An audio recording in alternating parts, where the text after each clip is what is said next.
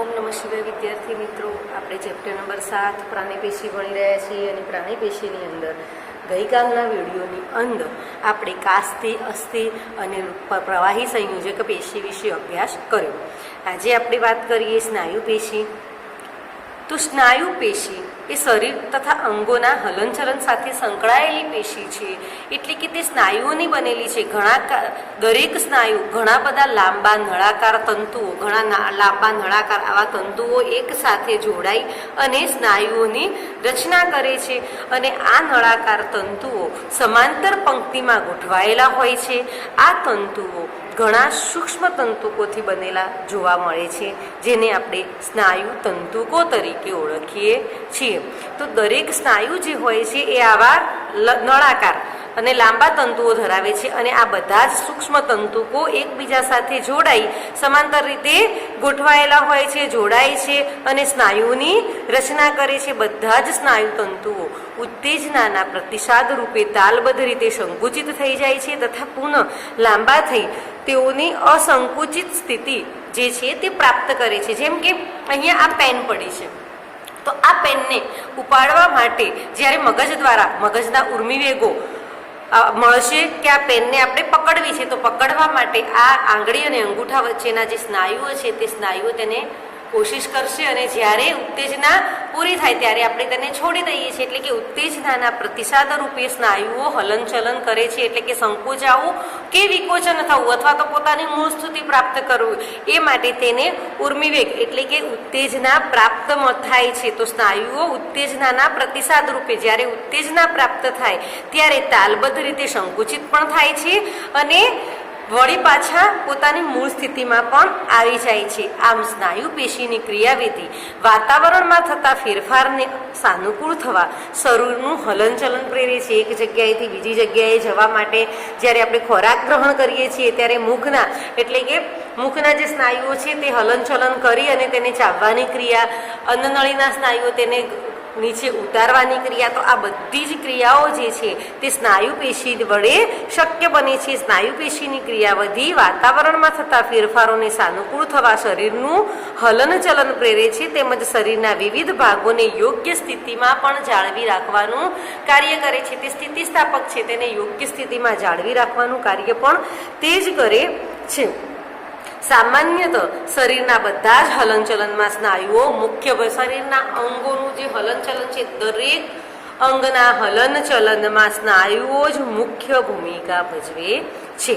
સ્નાયુ પેશીના પ્રકારની વાત કરીએ તો 3 પ્રકારની સ્નાયુ પેશી જોવા મળે છે. એક કંકાલ સ્નાયુ પેશી. કંકાલ સ્નાયુ પેશી એટલા માટે કહીએ છીએ કારણ કે તે કંકાલ સાથે જોડાયેલી છે. એટલે કે આપણા અસ્થિઓ સાથે, આપણા કંકાલ તંત્ર સાથે જોડાઈ અને શરીરના અંગોને હલનચલન કરવા માટે મદદરૂપ થાય છે. તેને આપણે કંકાલ સ્નાયુ પેશી કહીશું.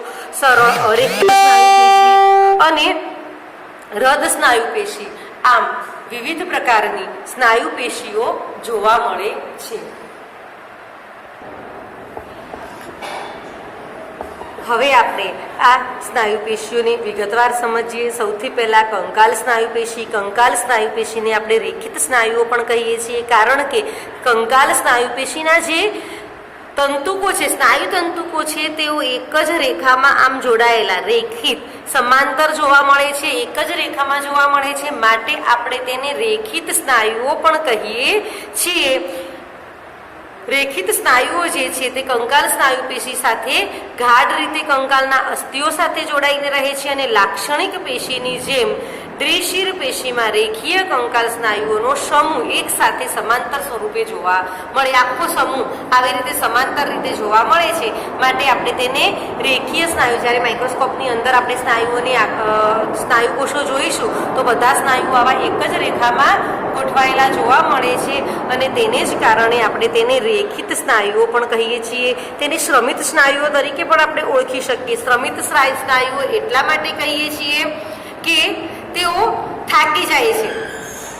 શ્રમિત સ્નાયુઓ એટલા માટે કહીએ છીએ કે તેઓ થાકી જાય છે. જ્યારે સ્નાયુઓ વધારે હલનચલન, તમે વધારે ચાલવાની પ્રક્રિયા કરો, આપણા કંકાલ તંત્ર સાથે તે જોડાયેલા છે, એટલે આપણા હાથના હાડકાં, પગના હાડકાં, જે કંકાલ તંત્ર છે તે દરેકની સાથે તો વધારે ક્રિયાશીલ બને, વધારે કાર્ય કરે સંકોચન અને વિકોચન, ત્યારે અજારક શ્વસન દ્વારા લેક્ટિક એસિડનું જમાવટ તેની અંદર થાય છે અને ત્યાં આપણે ગોટલા બાજી જવા જેવી સ્થિતિ થાય છે અને સ્નાયુઓ પોતે એટલે કે સંકોચન કે વિકોચન દર્શાવતા નથી, ક્રિયાશીલ થતા નથી અને એ સ્થિતિને આપણે શ્રમિત સ્નાયુ એટલે કે સ્નાયુઓ થાકી જાય છે તો કંકાલ સ્નાયુ પેશીના સ્નાયુને આપણે રેખિત સ્નાયુઓ, કંકાલ સ્નાયુઓ કે શ્રમિત સ્નાયુઓ તરીકે ઓળખીએ છીએ. આ બધા જ સ્નાયુઓ એક જ રેખામાં, જ્યારે માઇક્રોસ્કોપમાં જોઈએ કોષોને તો તેઓ ગાઢ રીતે જોડાયેલા અને એક જ રેખામાં રેખીય જોડાયેલા એક સાથે સમાંતર સ્વરૂપે જોવા મળે છે, માટે તેને રેખિત સ્નાયુઓ તરીકે ઓળખીએ છીએ. હવે વાત કરીએ અરેખિત સ્નાયુઓ અથવા સરળ સ્નાયુઓ. તો અરેખિત સ્નાયુઓની રચના કંઈક આવી, આકૃતિ હું તમને પાછળ બતાવું છું, પણ તેની રચના કંઈક આવી જોવા મળે છે અને તેઓ એક રેખામાં, આપણે જ્યારે માઇક્રોસ્કોપમાં જોઈએ તો રેખામાં જોવા મળતા નથી. હવે આ ક્યાં જોવા મળે છે? તો આ સ્નાયુઓ જઠર, રુધિરવાહિનીઓ, આંતરડા જેવા કોષ્ટાંતર અંગમાં, અન્નનળી એટલે કે જ્યાં કોષ્ટ આંતર, જ્યાં કોષ્ટ વચ્ચે પોલાણવાળો ભાગ ધરાવતે હોય તેવી જગ્યાએ જોવા મળે છે. તેમની રચનાની વાત કરીએ તો આવા ત્રાક આકારના હોય અને વચ્ચેના પહોળા ભાગમાં એક કોષ કેન્દ્ર આવેલું જોવા મળે છે. તેનું સ્નાયુતંતુ પડ અસ્પષ્ટ હોય છે, તેનામાં ઘેરા અને ઝાંખા બિંબ જોવા મળતા નથી. જ્યારે અહીંયા કંકાલ સ્નાયુની રચના આપણે જોઈએ ને વિગતવાર, તમારે આ વખતે એનસીઈઆરટીની બુકની અંદર વિગતવાર તેની રચના નથી, હું તમને પાછળથી વિગતવાર કંકાલ સ્નાયુઓની રચના સમજાવીશ, જેની અંદર કંકાલ સ્નાયુઓની અંદર ઘેરા અને ઘાટા પટ્ટા જોવા મળે અને આ ઘેરા અને ઘાટા પટ્ટાને આપણે ઝેડ બીબ, આઈ બીબ એમ રેખા વગેરે તરીકે આપણે ઓળખીએ છીએ. એ બધું હું તમને પછીથી સમજાવીશ, પરંતુ આ સરળ સ્નાયુઓ છે તેની અંદર એવું કંઈ જોવા મળતું નથી. તેમાં સ્નાયુ તંતુકોનું શું આયોજન હોતું નથી, એક સાથે પેલાની અંદર જેમ સમાંતર એક સરખા સુઆયોજનબદ્ધ જોડાયેલા હોય એવું અહીંયા જોવા મળતું નથી. તેમાં કોષ કેન્દ્રની ફરતે કણિકામય સ્નાયુરસ હોય છે. અહીંયા કણિકામય સ્નાયુરસ જોવા મળે છે. તે સિવાયના કોષરસમાં મોટા પ્રમાણમાં અતિસૂક્ષ્મ તંતુકો આવેલા જોવા મળે. બધા જ સ્નાયુ તંતુકો સંયોજક પેશીના આવરણથી ઢંકાઈને સમૂહ સાધે છે. તો એક સંયોજક પેશીનું આવરણ હોય તેનાથી ઢંકાઈ અને સમૂહ રચે છે. સરળ સ્નાયુ પેશીનું સંકોચન શિથિલ ઝડપી નથી, વળી તેમનું નિયમન પ્રાણીની ઈચ્છા અનુસાર થતું નથી, તેથી તેમને આપણે અનૈચ્છિક સ્નાયુઓ પણ કહીએ છીએ. તેમાં સંકોચન અને વિસ્તરણ ધીમી ગતિએ થાય છે અને લાંબા સમય સુધી ટકે છે, તેથી તે ઝડપી શ્રમિત થતા નથી. એટલે કે આ ઝડપથી શ્રમિત થાય છે પણ આ ઝડપી નથી થતા. જેમ કે આંખની પાપણ પર રહેલા જે સ્નાયુઓ છે, આ બધા જે સ્નાયુઓ છે તે બધા અરેખિત પ્રકારના એટલે કે સરળ સ્નાયુઓ આવશે. તો આને આપણે કેટલા નામથી ઓળખીશું? એક તો સરળ સ્નાયુ, અરેખિત સ્નાયુઓ અને અશ્રમિત સ્નાયુઓ એટલે કે શ્રમિત થતા નથી. સાથે સાથે અનૈચ્છિક સ્નાયુ, આપણી ઈચ્છા અનુસાર કાર્ય થતું નથી. આપણા અન્નનળીના પોલાણની અંદર ખોરાક જાય એટલે ઓટોમેટિક તે સંકોચન અને વિકોચન કરે, તેના માટે પ્રાણીની ઈચ્છા યોગ્ય નથી, એટલે કે પ્રાણીની ઈચ્છા પ્રમાણે તે કાર્ય કરતું નથી. આંતરડું હોય, રુધિરવાહિની હોય, એની અંદર સંકોચન કે વિકોચનની જે પ્રક્રિયા છે, જે પ્રમાણે બ્લડ પ્રેશર છે એ પ્રમાણે રુધિરવાહિનીઓની અંદર જે તેનું સંકોચ આવવું કે પહોળું થવું તે બધું જ આ સ્નાયુઓ વડે થાય અને તે પ્રાણીની ઈચ્છા અનુસાર નથી થતું, માટે તેને અનૈચ્છિક સ્નાયુઓ કહીશું. અહીંયા આગળ આ સ્નાયુ જે કંકાલ સ્નાયુ હતા તેના કેટલા નામ થશે? કંકાલ સ્નાયુ પેશી, રેખિત સ્નાયુ પેશી, શ્રમિત સ્નાયુ અને આપણે તેને ઈચ્છિત સ્નાયુ પણ કહીશું. ઈચ્છિત સ્નાયુ એટલા માટે કે તે ઈચ્છા અનુસાર, પ્રાણીની ઈચ્છા અનુસાર કાર્ય કરે છે. અહીંયા આગળ આ પેન પડી છે, મારે તે લેવી છે તો જ હું લઈશ, એટલે તે પ્રાણીની ઈચ્છા અનુસાર કાર્ય કરે છે.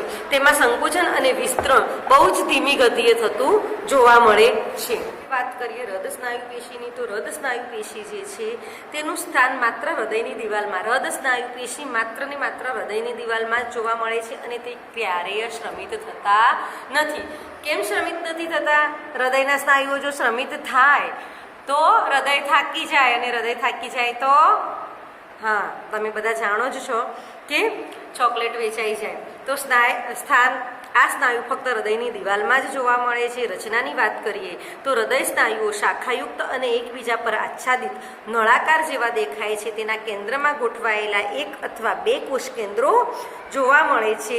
તેમાં પણ ઘેરા ઝાંખા બિંબોનું આયોજન ધરાવે છે. હૃદય સ્નાયુઓ જે છે તે કંકાલ સ્નાયુઓની જેમ ઘેરા અને ઝાંખા બિંબોનું આયોજન ધરાવે છે. હૃદય સ્નાયુ કોષો વચ્ચે અવકાશ એન્ડોમાઇસિન દ્વારા રોકાયેલ હોય છે. એન્ડોમાઇસિન તંતુકોષો કોલેજનયુક્ત જાળી જેવી રચના બનાવે છે. આમ હૃદયને ખૂબ જ હૃદય પેશી જે છે ખૂબ જ મજબૂત બંધન ધરાવે છે. તે સ્નાયુ તંતુકમાં ચોક્કસ અંતરે વધુ ઘેરી પટ્ટીમાં અધિબિંબ નજીક કોષો વચ્ચે જંકશન આવેલા જોવા મળે છે અને આ અધિબિંબના જોડાણોને લીધે હૃદય સ્નાયુ કોષો એક એકમ તરીકે સંકોચન આખું જ એક એકમ તરીકે કાર્ય કરે છે. આથી એક કોષ સંકોચન પામનું સંકેત ગ્રહણ કરે તો બધા જ કોષો તેની આજુબાજુના બધા જ કોષો સંકોચન પામે છે. આમ એક એકમ તરીકે કાર્ય કરે છે. આ કોષો પણ એટલે કે હૃદય સ્નાયુ પેશી છે તે પણ અનૈચ્છિક સ્નાયુ પેશી છે તે પણ ઈચ્છા અનુસાર તેની પર માનવની અથવા તો મનુષ્યની કે પ્રાણીની ક્રિયાવિધિની ઈચ્છાનું સીધું નિયંત્રણ હોતું નથી. તે આપમેળે જ કાર્ય કરે છે. તો વિદ્યાર્થી મિત્રો, અહીંયા તમે આકૃતિની અંદર સ્નાયુ પેશીમાં કંકાલ સ્નાયુઓ, અરેખિત સ્નાયુઓ અને હૃદય સ્નાયુઓ જોઈ શકો છો. કંકાલ સ્નાયુઓ આવા રેખિત પટ્ટાઓ, આ આડા જે પટ્ટા દેખાય છે તેવા પટ્ટાઓ માઇક્રોસ્કોપની અંદર જોતા એક જ રેખામાં આવા રેખિત પટ્ટાઓ દેખાતા હોવાથી તેને રેખિત સ્નાયુઓ પણ કહીએ છીએ. આ જે સ્નાયુઓ છે તે શ્રમિત થઈ જાય છે માટે શ્રમિત સ્નાયુઓ પણ કહીએ છીએ. તો કંકાલ સ્નાયુ, શ્રમિત સ્નાયુઓ, રેખિત સ્નાયુ અને સાથે સાથે ઈચ્છિત સ્નાયુઓ તરીકે પણ તેને ઓળખીએ છીએ. આ સ્નાયુઓ જે છે તે કંકાલ તંત્ર સાથે જોડાઈ અને શરીરના હલનચલનની ક્રિયા સાથે સંકળાયેલા જોવા મળે છે. પછી વાત કરીએ અરેખિત સ્નાયુઓની. તો અરેખિત સ્નાયુઓ ખાસ કરીને એટલે કે કોષ્ઠાવરણ ધરાવતી રુધિરવાહિનીઓ છે, જઠરાંતરીય માર્ગો વગેરે ભાગ જે છે તેની અંદર સાથે સાથે આંખની જે પાપણના જે સ્નાયુઓ છે તે બધા સ્નાયુઓ ધરાવે તે બધી જગ્યાએ અરેખિત સ્નાયુઓ જોવા મળે છે. તેઓ ત્રાક આકારના વચ્ચે કોષ કેન્દ્ર ધરાવતા જોવા મળે છે. આ ઈચ્છા અનુસાર કાર્ય નથી કરતા. એક રેખામાં એટલે સુઆયોજનબદ્ધ તેનું જોડાણ નથી હોતું માટે તેને અરેખિત સ્નાયુઓ, સરળ સ્નાયુઓ, સાથે સાથે અનૈચ્છિક સ્નાયુઓ અને આ થોડાક પ્રમાણમાં શ્રમિત થાય છે, વધારે પ્રમાણમાં શ્રમિત થતા નથી. જ્યારે આ સ્નાયુઓ જે છે એટલે કે હૃદય સ્નાયુઓ છે તે ક્યારેય શ્રમિત થતા નથી. તો આ અશ્રમિત સ્નાયુઓ, આશ્રમિત સ્નાયુઓ, આ થોડાક પ્રમાણમાં શ્રમિત સ્નાયુઓ. પછી વાત કરીએ અહીંના જેમ જ અહીંયા આયોજન હોય છે પરંતુ આ આયોજન એક એકમ જેવી રચના બનાવે છે. અહીંયા હૃદય સ્નાયુઓ જે છે તે પણ કંકાલ સ્નાયુઓની જેમ AIZ અને H બિંબ ધરાવે છે. હૃદય સ્નાયુના કોષો અંતે પ્રભાવી ત્રાંસા જોવા મળે છે. તેને આપણે અધિબિંબ કહીએ છીએ. અધિબિંબ પાસેના તંતુકોને સાંકળે છે અને ઝેડ બિંબ કરતાં વધારે પ્રમાણમાં જાડા જોવા મળે છે. સ્નાયુ તંતુકોની જાળાકાર ગોઠવણીને કારણે તે કંકાલ સ્નાયુઓથી જુદા પડે છે. વળી તે અનૈચ્છિક પ્રકારના છે, ઈચ્છા અનુસાર કાર્ય કરતા નથી અને સમગતિ સંકોચન, તાલબદ્ધ રીતે સંકોચન અને વિકોચન દર્શાવે છે. તેઓ ક્યારેય શ્રમિત થતા નથી. વળી રુધિર પુરવઠાથી સભર જોવા મળે છે. હવે આપણે પ્રાણી પેશીની અંદર વાત કરીએ ચેતાપેશીની. તો ચેતાપેશી બદલાતી અવસ્થાઓ પર મહત્તમ નિયંત્રણ માટે પ્રતિચાર દર્શાવે છે. આપણા શરીરની બદલાતી જે ગતિવિધિઓ છે તે બધી જ ગતિવિધિઓ પર નિયંત્રણ સાધવાનું કાર્ય ચેતાપેશી કરે છે. જેમ કે કોઈ જગ્યાએ આગ લાગી છે તો તેનાથી દૂર રહેવું, એ દૂર રહેવાનું આપણને કોણ કહેશે? ચેતાપેશી. ચેતાપેશી બહારના વાતાવરણ સાથેના પ્રતિકાર સાથે સાથે શરીરની બધી જ જે બદલાતી અવસ્થાઓ છે તે બધી જ અવસ્થાઓ પર નિયંત્રણ સાધવાનું કાર્ય કરે છે. ચેતાકોષો ચેતાતંત્રનો એકમ છે જે ઉત્તેજનશીલ કોષ હોય છે. તો ચેતાપેશીનો જે મુખ્ય કોષ છે આવા ઘણા બધા કોષો સાથે મળી ચેતાપેશીની રચના કરે. તો સૌથી પહેલાં તેમાં ચેતાધાર કોષ કેન્દ્રનો બાકીનો ભાગ બનાવે, એટલે કે કોષ કેન્દ્રનો આ બધો જ ભાગ જે છે તે ચેતાધાર કોષ બનાવે છે તથા ચેતાકોષને રક્ષણ અને આધાર આપવાનું કાર્ય કરે છે. આપણા શરીરમાં આધાર કોષો ચેતાપેશીનું અડધાથી વધારે કદ રોકે છે. તો આ આજુબાજુના ભાગમાં જે દેખાય છે તે ચેતાધાર કોષ છે. એ પછી જ્યારે એક ચેતાકોષ અનુકૂળ રીતે ઉત્તેજિત થાય ત્યારે તે વિભિન્ન વીજ પરિવર્તન ઉત્પન્ન કરે છે. વીજ પરિવર્તન તેમાં જોવા મળે છે, સક્રિય ભૂમિકા જોવા મળે છે. અને એટલા જ માટે આપણે કેટલાક ઇલેક્ટ્રિક ઉપકરણો એટલે કે વીજ ઉપકરણો દ્વારા આપણે આપણા શરીરના ઉર્મિ વેગોનું માપન કરી શકીએ છીએ. તો અનુકૂળ રીતે તે ઉત્તેજિત થાય છે, ખૂબ ઝડપી કોષરસ પટલ પર ગતિ કરે છે અને આ પરિવર્તન ચેતાકોષના અંતિમ છેડા તરફ અથવા આઉટપુટ ઝોન પર પહોંચે છે તથા આસપાસના ચેતાકોષ તેમજ અન્ય કોષોને ઉત્તેજિત કરે છે અથવા તેઓને ઉત્તેજિત થતા અટકાવે છે. તો ચેતાકોષના મુખ્ય ભાગોની જ્યારે વાત કરીએ તો આ જે રહ્યો તે ચેતાધાર કોષ, તેની ઉપર જે આ શાખાઓ આવેલી છે તેને આપણે શિખાતંતુ તરીકે ઓળખીશું. આ જે ભાગ છે તે કોષકાય છે અને કોષકાયની અંદર કોષ કેન્દ્ર જોવા મળે છે, જ્યાં નીઝલની કણિકાઓ પણ જોવા મળશે. આ લાંબો જે ભાગ છે જે ચેતાક્ષ છે, એક ચેતાક્ષ પૂરો થાય એટલે બીજો ચેતાકોષ તેની પાછળ અડીને આવેલો જોવા મળે. અને અહીંયાથી ઉર્મિ વેગનું જે વહન છે તે ચેતાક્ષના ભાગેથી ચેતાક્ષનો જે છેડાનો ભાગ છે ત્યાંથી બીજા કોષમાં અને ત્યાંથી બીજા કોષમાં એમ આગળ ઉર્મિ વેગોનું વહન થાય છે. મગજ દ્વારા એટલે કે મસ્તિષ્ક દ્વારા ઉત્પન્ન થતા જે ઉર્મિ વેગો છે તે ઉર્મિ વેગોને શરીરના જે તે ભાગમાં પહોંચાડવાનું અને જે તે ભાગથી પ્રાપ્ત થયેલા ઉર્મિ વેગનો પ્રતિચાર, એટલે કે ધારો કે આપણને હાથ પર કંઈક ગરમ લાગે છે તો ત્વરિત મગજને તે ઉત્તેજના પ્રાપ્ત થાય છે, તો તે હાથ પરથી મગજ સુધી જતા ઉર્મિ વેગો અને ત્વરિત મગજ આપણને એવો સંદેશો આપે છે કે હાથ ત્યાંથી હટાવી લો અને હાથ ત્યાંથી હટી જાય છે. આવા ત્વરિત ક્રિયાશીલ પેશી છે ચેતાપેશી એ આપણા શરીરની ખૂબ જ જરૂરી પેશી તરીકે ઓળખાય છે અને આખા જ શરીરની બધી જ દૈહિક ક્રિયાઓનું નિયમન કરવાનું કાર્ય કરે છે. તો વિદ્યાર્થી મિત્રો, અહીંયા પ્રાણી પેશીઓ વિશેનો અભ્યાસ પૂર્ણ થયો.